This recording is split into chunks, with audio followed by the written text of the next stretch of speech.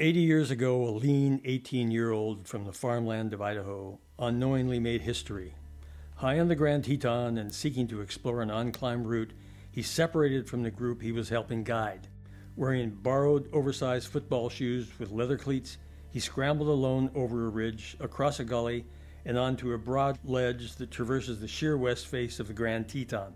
For several minutes he stood at the edge, pondering his options. Finally, the athletic teenager jumped, barely finding purchase on a large boulder sitting on the opposite side.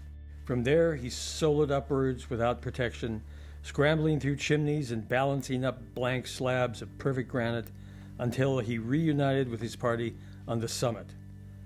Thus began a remarkable story about a man, a mountain, and a guide service. The man would come to be associated with the mountain like no other mountaineer, both then and now inextricably linked by the guide service he helped develop into the symbol of North American guiding excellence, Exum Mountain Guides. Since then, Exum Guides have led over 50,000 climbers to the summit of the Grand Teton. The story of those 80 years is a story of many, many exceptional men and women, all of them supremely talented mountaineers who chose to spend the better part of their summers teaching novice climbers how to climb, how to handle ropes, and how to belay, as well as guiding them on ascents of the Grand Teton and other peaks. The man who helped start it all and who made the daring leap that long ago summer day was Glenn Exum. Little did he realize at the time the magnitude of his discovery that day back in 1931. For the route he pioneered would eventually become the main attraction of one of North America's great alpine adventures, an ascent of the 13,770-foot Grand Teton in northwestern Wyoming. It would serve as the enticement for thousands of novice mountaineers possessing nothing more than a strong body and desire to tackle an ascent of the strikingly beautiful peak. The combination of a largely unexplored mountain range, a freewheeling Wild West culture, and the magnetic personalities of Paul and Glenn attracted some of the top mountaineers of the day to climb in the Tetons and sign on as guides, forging a tradition of excellence based on mountaineering experience that continues to this day. Hours could be spent detailing who has guided for Exum over the past 80 years and listening to their accomplishments. However, we are limited in this all too brief photo montage to a short list of highlights.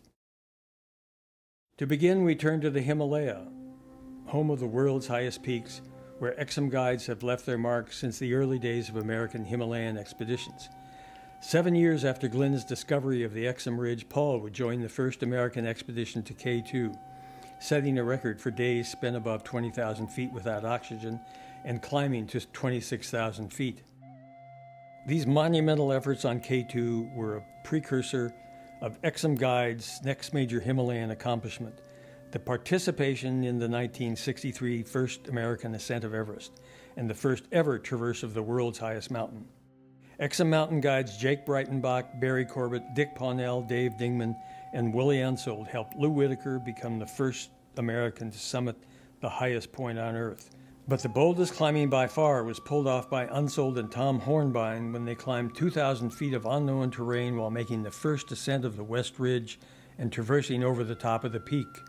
On descent, they survived a forced bivouac above 8,000 meters, yet survived relatively unscathed save for frostbitten toes. It was one of the most committing climbs and boldest of feats yet in the annals of Himalayan climbing. Soon thereafter, another Exum Guide, Al Reed, began leaving his mark in the Himalaya, helping to organize expeditions to peaks such as Dhaulagiri, Cholatse, Gari Shankar, and in 1986, Everest from the north side. Nancy Fagan was the first Exum Guide to summit the world's highest peak, followed a few years later by Amy Bullard. Amy would also go on to direct the Sherpa School in Nepal, a school that teaches mountaineering skills to the Sherpas who lead and haul gear for foreign expeditions to Himalayan peaks. Back in the foreboding Karakoram Range, Exum Guides paved the way for the modern era of high-altitude big wall climbing. In 1977, Kim Schmitz anchored a strong team including Galen Rowell, Jim Morrissey, and Dennis Hennick on an ascent of the Great Trango Tower.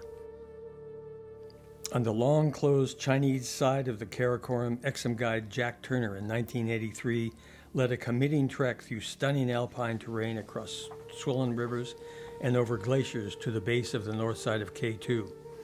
This was the first ever American expedition to visit that side of the mountain. In 1986, Tom Hargis became the first and to this day one of the only Americans to summit Gasherbrum 4. The 90s ushered in a new era of bold, fast, and light Himalayan ascents, as well as an era of Himalayan guiding, and no one exemplified this style better than Alex Lowe. Alex sprinted up the easy terrain no matter what the elevation on peaks such as Annapurna, Everest, and Kantingri, the latter of which he climbed solo in 10 hours. He made light of incredibly hard technical climbing on peaks such as Kwangdi Nup, Kusum Kangaroo, and the Great Trango Tower. He even guided Everest, as did Human Apron in early Everest guide Jim Williams. Williams, recipient of the Explorers Club prestigious Lowell Award in 2009, had early established himself as one of the preeminent Seven Summits guides.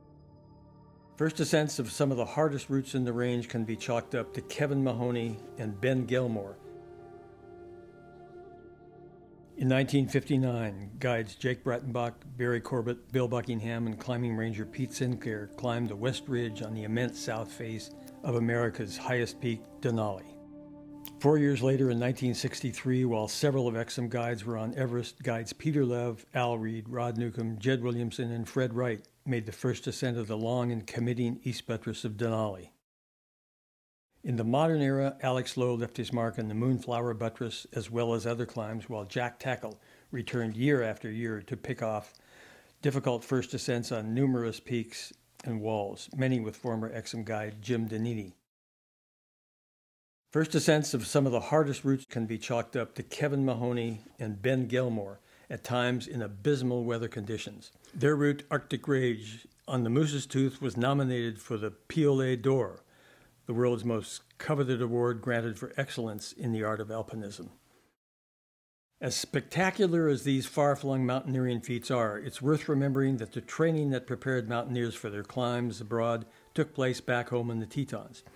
Indeed, one of the pleasures of climbing in the Tetons is knowing that some of the world's great mountaineers use the same handholds, and it's common to pass old pitons that may have been placed by Dick Emerson, Jack Durrance, Willie Unsold, or Art Gilkey. There is no shortage of firsts that Exum guides have not been part of in the Tetons, from Paul Petzolt's first ascent of the North Face to Hans Jonestone's and Greg Collins's ascent of the modern-day test beast, the Golden Pillar, the hardest route on the North Face, and perhaps the hardest route in the range. And mountain feats such as the 6.5-hour blast across the entire Grand Traverse by Rolando Garibaldi have become legendary. Aside from hard climbing, the Tetons, covered as they are in snow for 8 months of the year, are also the North American epicenter of one of the less-known mountaineering dark arts, ski mountaineering. Exum guides have contributed substantially in this realm, leaving no corner of the range unexplored for skiing opportunities.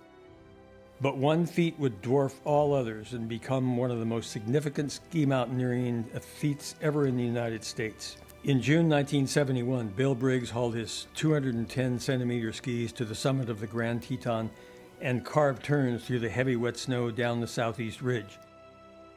11 years later, Rick Wyatt strapped into freeheel bindings reinforced with door hinges and made the first ever freeheel descent of the Grand. The feat ushered in a new era of extreme skiing in the Tetons, but one individual in particular picked up the torch and led the way to an era when ski descents to the Grand would become commonplace. This man, Tom Turiano, would pursue first descents with unmatched zeal and methodical determination. Tom skied the Grand a few times, but he was far more interested in epic tours far into the Tetons to seek out obscure peaks no one had ever visited and that few have visited since. Two other local guides fell under Tom's wings in the latter stages of his quest, Stephen Koch and Mark Newcomb. Koch, the first to haul a snowboard into the high peaks on a routine basis, combined raw energy, boldness, and vision as he ticked off first descent after first descent. Newcomb also teamed up with Exum guide Hans Johnstone and ski mountaineering legend and Exum guide Doug Coombs, tackling two of the boldest and most coveted first descents on the Grand Teton, the Hasek McGowan Couloir on the peak's north side with Johnstone, and their Otter Body route on the peak's southeast face with Coombs. Coombs, at one point described by Outside Magazine as arguably the best skier in the world, along with his wife Emily, used his ski mountaineering talent and vision to found Valdez Heliski Guides, the preeminent heli-ski guide service in Alaska's Chugach Range. In 2003, versed in the art of steep skiing, Coombs and Newcomb eventually persuaded Exum's directors to allow their guides to ski guide the Grand Teton. Soon, several trips a year were delivering a guided experience that has to rank among the most stupendous in North America, a ski descent from the summit of the Grand Teton. Nat Petridge, now the president of Exum, and fellow guide Bill Anderson chalked up another first when they guided the Grand in February rather than in late May or early June. In February, so long as the snow is stable, one can ski from the top of the Grand all the way back to the car, a descent of over 7,000 vertical feet that can deliver delightful powder skiing as well as thrilling steep skiing. As if leaving tracks all over the Northern Hemisphere weren't enough, Exum Guides have also pioneered climbs throughout the Southern Hemisphere. Barry Corbett participated in the first ascent of Mount Vincent, the highest peak in Antarctica. And in the stark, wind-hammered granite spires of Patagonia, Exum Guides David Carman and John Bragg, along with Jay Wilson, made the first alpine-style ascent of Cerro Torre. Far from the frozen peak, Exum Guides have also excelled on sun-baked granite walls and limestone crags around the world. Exum Guide and Yosemite legend Chuck Pratt made the first ever ascent of a 510. Kim Smits made several bold ascents on Yosemite's Big Wall, and Nancy Fagan, a brilliant climber, was a participant on some of the modern era's first speed climbs of El Capitan and Half Dome. Currently, Exum Guide Brendan O'Neill has on-site climbed several 513s and is knocking on the door of climbing 514, a mere increment below the hardest climbs in the world. Another famous woman climber in Exum Guide, Maddie Schaefer, founded Women that Rock, a vehicle through which countless women have entered the sport. Exum has also contributed substantially throughout its history to the training of soldiers dispatched to fight in mountainous terrain around the world. Paul Petzold himself helped train the famous 10th Mountain Division, and several Exum Guides today train special ops and logistical support teams in mountain travel and survival before they are deployed to the mountains of Iraq and Afghanistan. As we said at the outset, our time here cannot begin to do justice to the accomplishment of Exum Guides over the past 80 years of our history as a guide service. Nevertheless, we hope we have said enough to give you a glimpse of our world, a world that is anything but flat, that is filled with a sense of wonder and adventure, that never ceases to beckon one higher, and that holds the continued promise of a summit.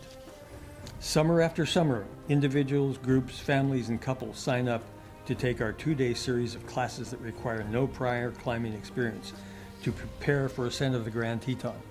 Most return to climb other peaks and sharpen their skills. Some return often enough to complete our own 7 summits, comprised in ascent of the range's highest peaks. Clients with Exum continually find they discover strengths they never knew they had as they climb, scramble, belay, and ascend ever higher towards the summit of the Grand. Thus, we finish with an acknowledgement of the accomplishments of the thousands of clients who have climbed with us over the past 80 years. We are proud of our distinctive traditions and our guides who have established and exemplify the highest standard of excellence in the art of guiding. We invite you to join us as we celebrate 80 years of guiding and as we continue our exploration of the vertical, whether it's a new route in the Tetons or a hidden peak in some far-off mountain range.